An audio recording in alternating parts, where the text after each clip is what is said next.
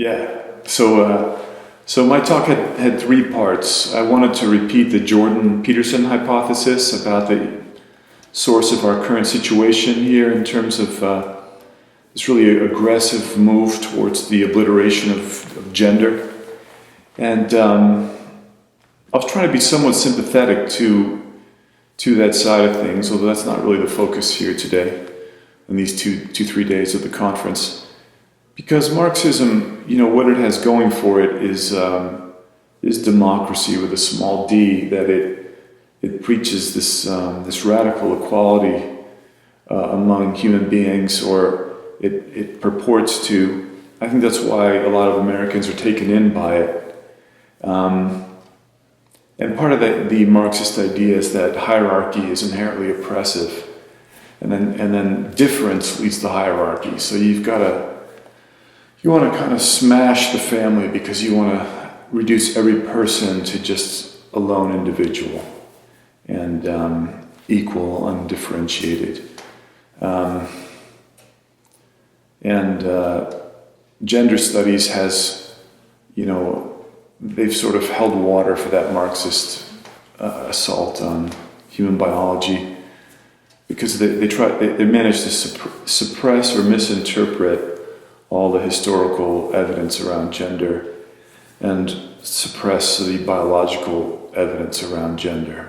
But what I said in the questions afterwards is that this 2010 paper by Georgia Williams about exploring hierarchy as fractals in the theology of Dionysius the Areopagite, that's going to be crucial for the next generation, because they have to understand that what we call hierarchy, or what the hierarchies in the universe are, really just the fractals. And fractal order is something beautiful. It's something that everyone can relate to, and it occurs in societies. It occurs in human relationships. So that was the first part, and then the second part. Tried to restate my gender chiasm paper from 2007. I don't think I did a good job of that, and no one was really interested. I'm disappointed about that, about the job I did, and about the fact that I have gotten no traction with that article, because I'm 99% sure it's right, and it's really beautiful. It's in a sense the only new thing that's been said about gender, and that's true, and the chiasm is elegant and it's powerful, and I hope that article finds its readership someday. And the third part was what I thought might be the most important thing, which is just to say something about the value of healthy shame, and shame as the worshiping emotion. Shame is the sign that you're not secular. And shame is the enemy of therapy, our secular American therapy, which drains you of shame so that you'll be defenseless against sin. And shame is distinct too, because virtues can be more or less, you can read about them or read examples, but shame really comes in an encounter with holiness or beauty, with superiority, and cultivation of healthy shame is our Achilles heel as American Orthodox, because we are a democratic culture in small d. We do not like, we're not comfortable with hierarchies, and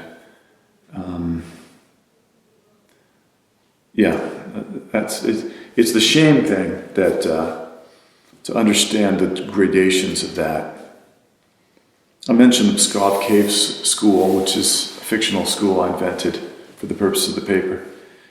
Basically, it's just, I know that at Pskov Caves they kept this vision alive, but it's not like they're discussing it, as far as I know. I've never heard anyone there give a speech about shame, but my spiritual father is he's the spiritual son of that community, although he's a married priest in Moscow. And So I've just observed it in him. And then I did confirm it with him.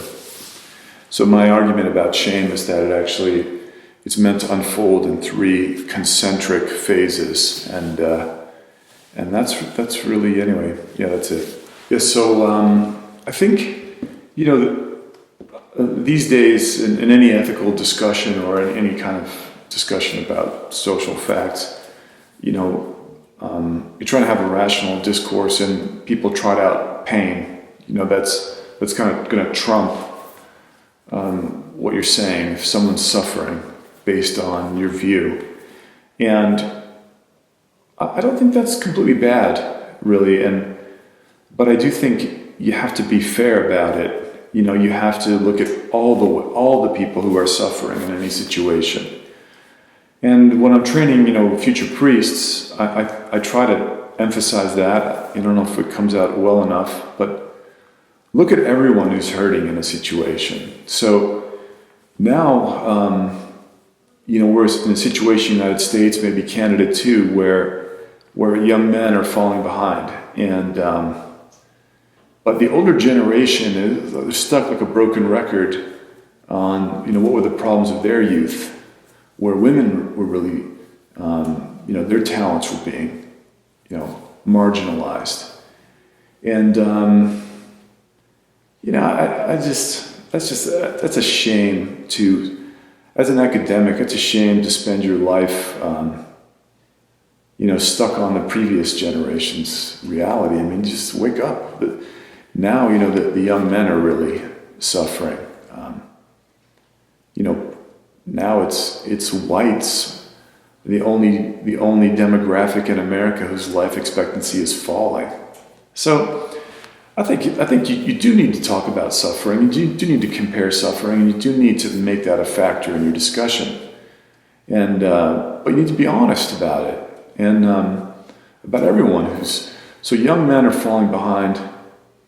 In that movie Gran Torino, Clint Eastwood is asking the girl, her parents are from the Laotian highlands of the Hmong people. She says, what are you people about here in America? She said, all the girls go to college, all the men go to prison. And so Jordan Peterson is the only one talking to young men directly, I think, and saying at this moment of their confusion and their meaninglessness, their drift, giving them a kind of a description of the situation and some new ways of thinking about it. Beyond that, I don't spend a lot of time with Jordan Peterson. I don't really, maybe that's a mistake, but just other things to do, and I don't really read a lot of his stuff or watch his videos. I mean, I just got other fish to fry. Certainly he's not, as far as I know, a Christian or an Orthodox Christian, but he seems to be helping a lot of people kind of recover some hope. I mean, that constant message that men are bad or that whites are bad, I mean, that's 50 years too late. When I was in high school and in the 80s, and then we couldn't get a national holiday for Martin Luther King, I was into that. But I mean, that ship is past, and now everyone's hurting, and everyone in that younger generation is ready to build something equitable. I blame Robert Bly. He used to write these books in the 80s about fairy tales, what they had to say about the spiritual journey. And he talked about Jack and the Beanstalk and, trading the cow for the magic beans, and it seemed like a dumb thing, but it was the answer. And there was a period in my doctoral studies where things weren't going well, and I just thought, I vowed that I would get serious and grow up and start working harder and, I don't know, laughing less or something. And I happened to go to the Newman bookstore at CUA campus in that kind of spirit, and I was surveying, all the collection, thinking, there's so many books there. And then I saw the spine of a book called The Death and Life of Great American Cities. And I'd never heard of the author, Jane Jacobs, or the title before, never heard those mentioned by anyone, or never seen them in a bookstore. And the thought came to my mind, that's just the sort of book I shouldn't be reading if I'm going to be a serious theologian. So anyway, I bought it, and that was so much for trying to be a serious theologian. What happened in that book is that Jane Jacobs wrote in 1961, living in New York City. She diagnosed what is fundamental about order in a city, and it's a very readable book, beautiful American prose. People from the streets, and just she has a beautiful way of expressing herself. And she was a rebel, no college degree, and she was an anti-war protester. Anyway, I read that book, and then I started to read other books by her, realizing that these were the best things about economics and social policy I'd ever seen. And I really fell in love with her as a person and as a thinker. But then it was maybe 2-3 years later, that I think it was 3 years later, during my doctoral comps, when it was a tough question and I didn't know the answer, and I thought 5 years of my PhD program were up in smoke, and suddenly I just had this flash of insight about the death and life, and how it related to the work of Catherine Pickstock, book after writing, and how it related to certain other people I'd been reading in theology. And even then, I didn't quite get it. It was a few months later, I was going back through Death and Life, and I finally saw the title again, and I realized that she had, in that book itself, in 1961, she had described cities as if they were kind of vast liturgies, a work of the people, cyclical, open to surprise, open to the unknown, created by the plans and efforts, coordinated and uncoordinated efforts of many people. And that was a breakthrough for me. So I wanted to write about my dissertation about that, and I did. And then other things about her significance I discovered later on. Yeah, so I went to my dissertation director, and I said, I had the Orthodox successor to liberation theology. I said, but in my case, the economics will work. And so we started talking. I mean, there's some more drama to the story than that, but she just said, okay, look, you're gonna write your dissertation about Holy Week, and the title of your dissertation will be "The King Returns to His City," an interpretation of the Great Week and Bright Week cycle of the Orthodox Church. And that's exactly what I did. And she said, and you will go to Patmos for Holy Week, which I also did. So looking at, once I understood that heaven, once we all know that heaven is a city, and a city that is a liturgy, then you come back and read Jane Jacobs and the description of cities as liturgies, and you realize you're onto something big, even if you don't know what it is. And I think in the fall of '99, just a couple months after meeting with my dissertation mother, at her direction, I wrote a letter to Jane Jacobs, and I said, this is what I think about your work. And she wrote me back, and she said, you're the best interpreter of my work that I'm aware of, and you're making me see the true meaning of my own work. So that obviously started a relationship between the two of us that lasted until her death. And a lot of good things came out of that relationship, I mean, for me intellectually, but yeah, I aspire to be Plato to her Socrates. She really is the one. And she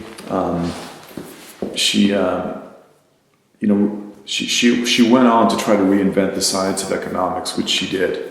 And So my dissertation has a lot of things in it. Not as so much of the urban planning piece, but it's a dissertation about Holy Week, an encounter between a king and his city, the political order that implies.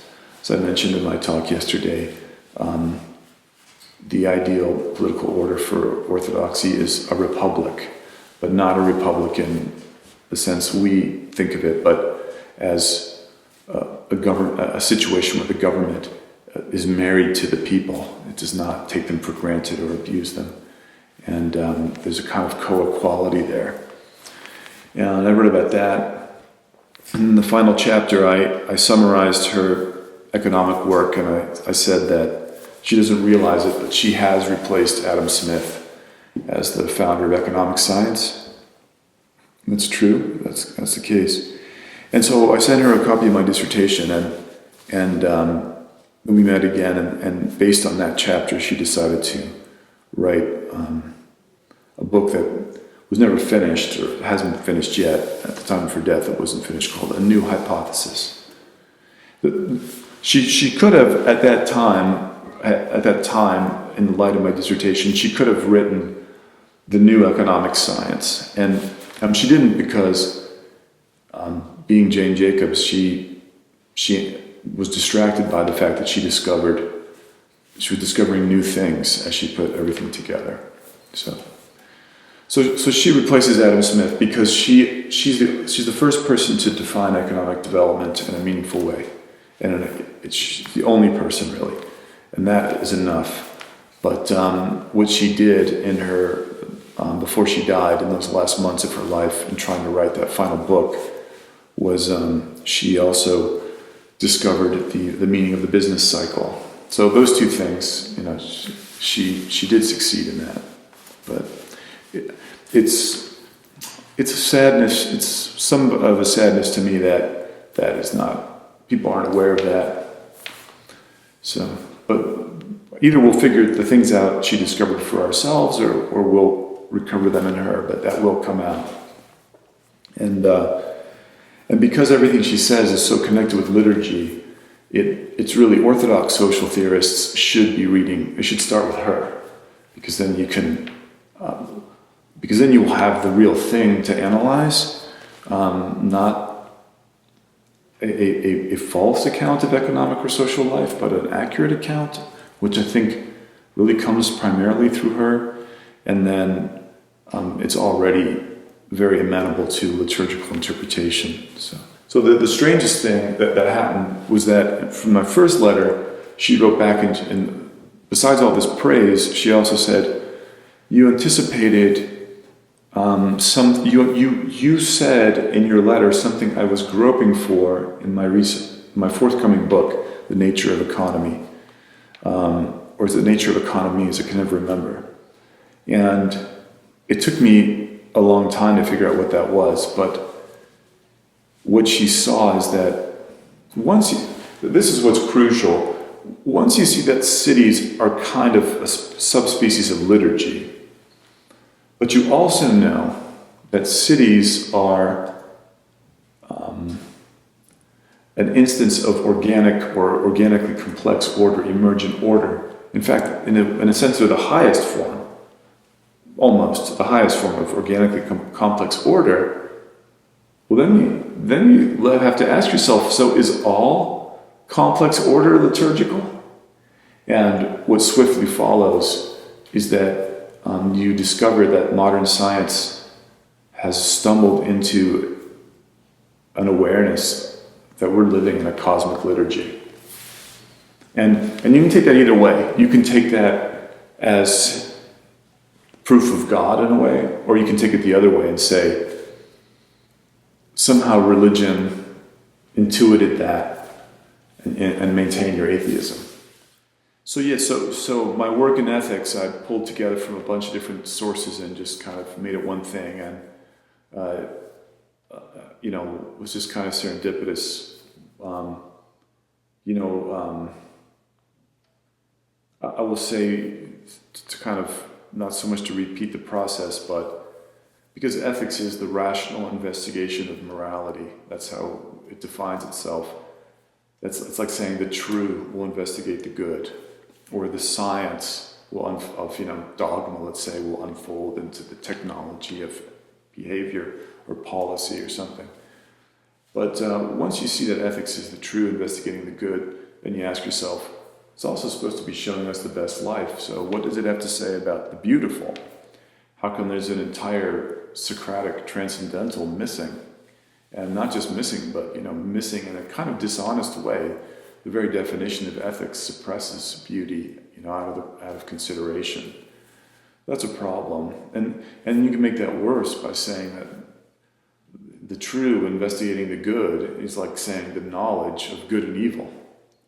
So now what is ethics? The serpent trying to get us to eat from the tree of the knowledge of good and evil? So is there something more to the picture? Of course, on the other hand, we have someone like Elder Porphyrios, in just that general sense of the elders, of saying things like, no one ever became holy by fighting evil.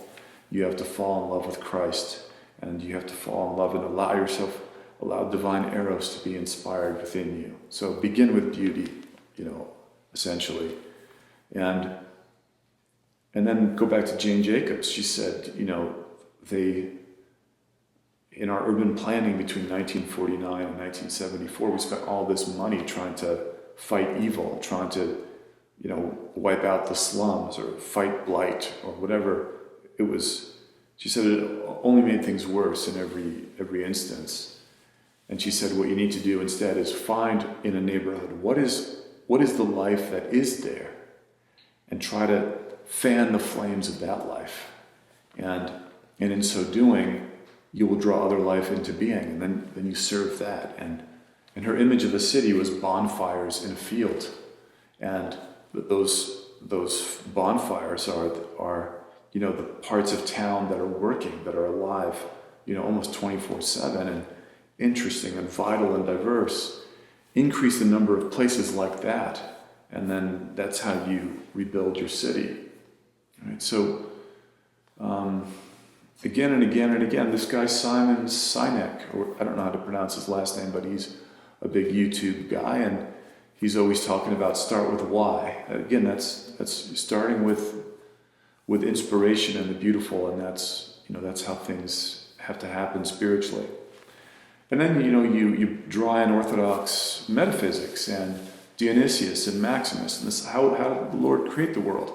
By in his love and goodness, he spilled out outside himself, and it was this theophany, and it shone out, and that beauty, non-being itself, was so transfixed by the beauty that it fell in love with it.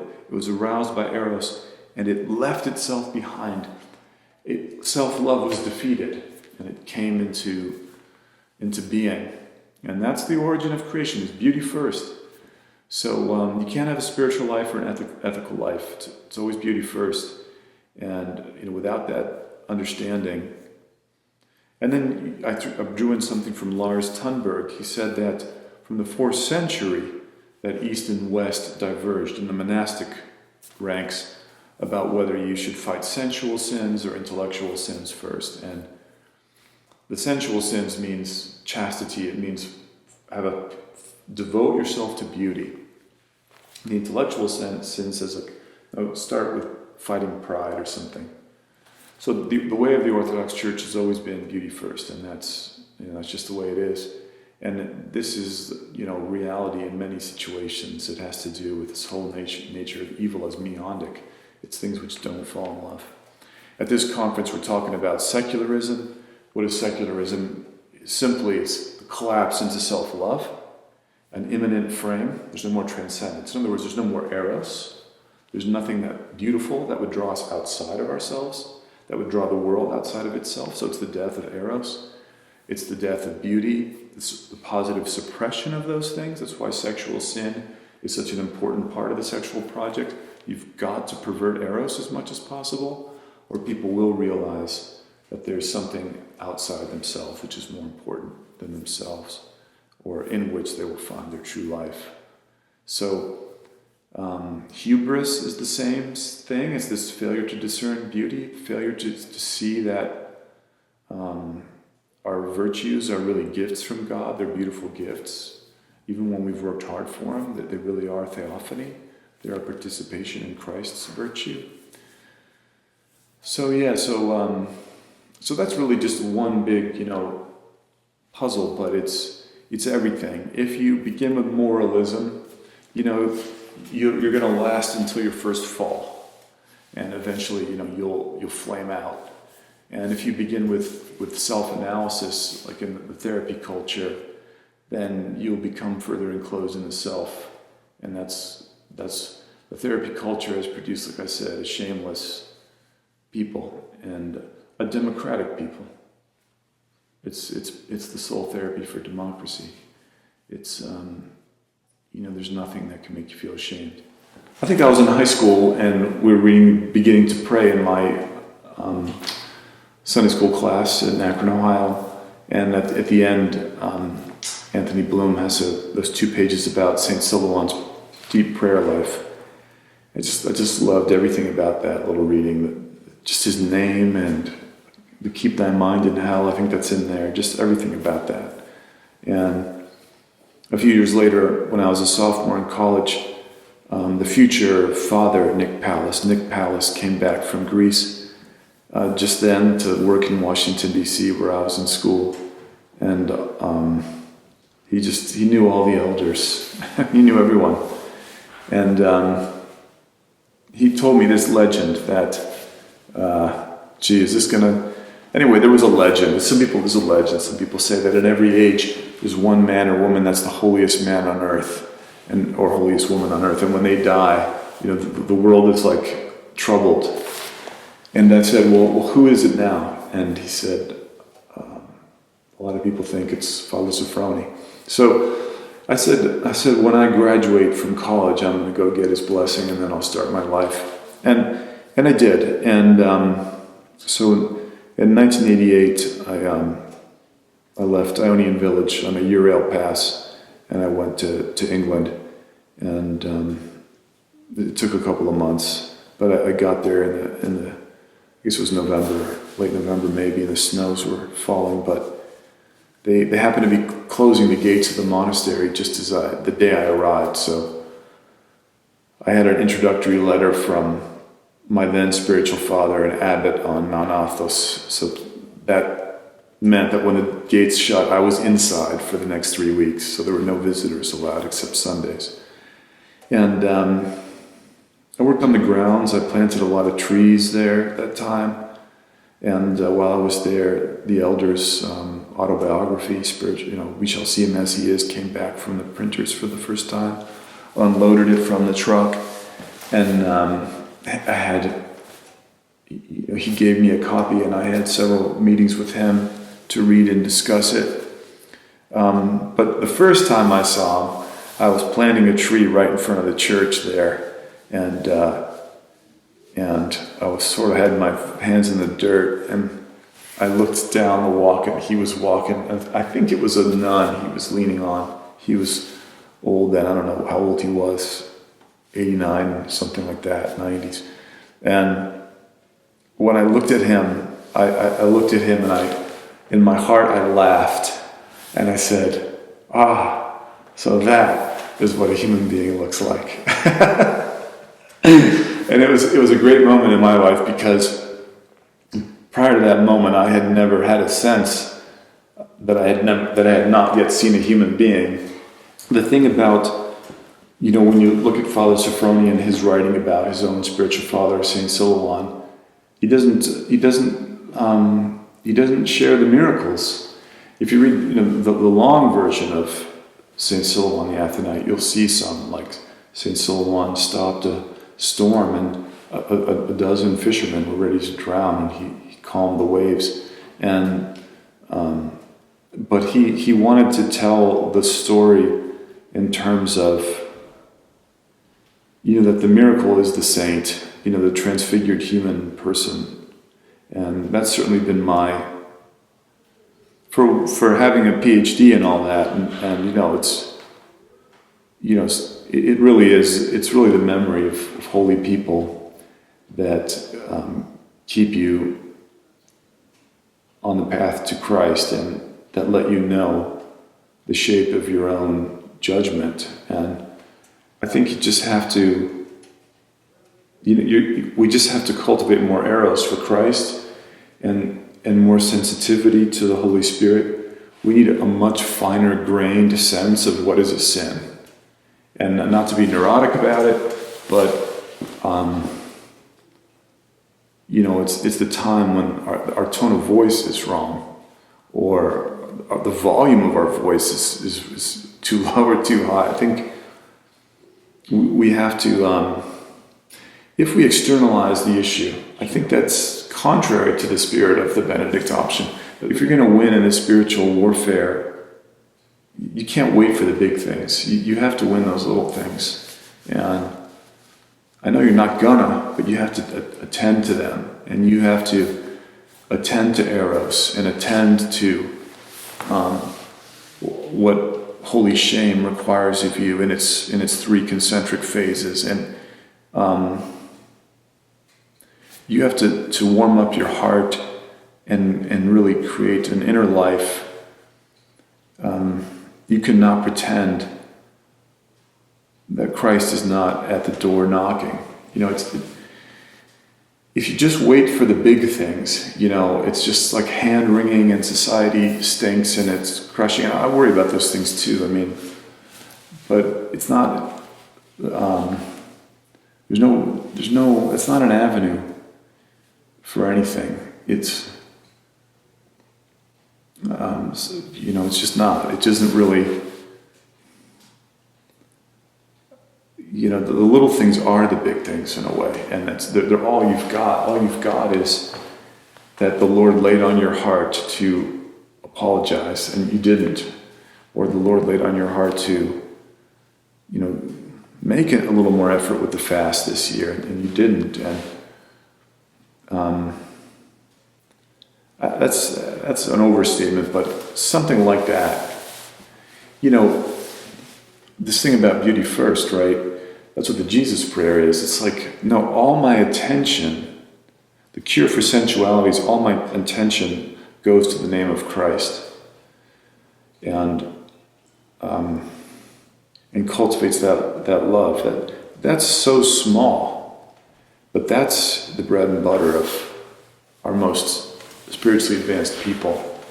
Maybe we can't do that in the world. Maybe our minds are a little frazzled from all this media, but we can have that moment-to-moment attention in other ways. And especially I'd like to say that if we start to lose our peace as we contemplate the sins of other people, then this is, forget it. That's not good. You really can't. We've got to know how to. We got to know how to guard our peace, and that eros and peace. Those are the. Everything else going to come from that, I think. Yeah. Mm-hmm. Sorry. I just want to apologize for future generations that I dared to talk about anything spiritual, but it was the camera that made me do it, and Herman. Forgive me. Yeah. All right, we're done. Thank you.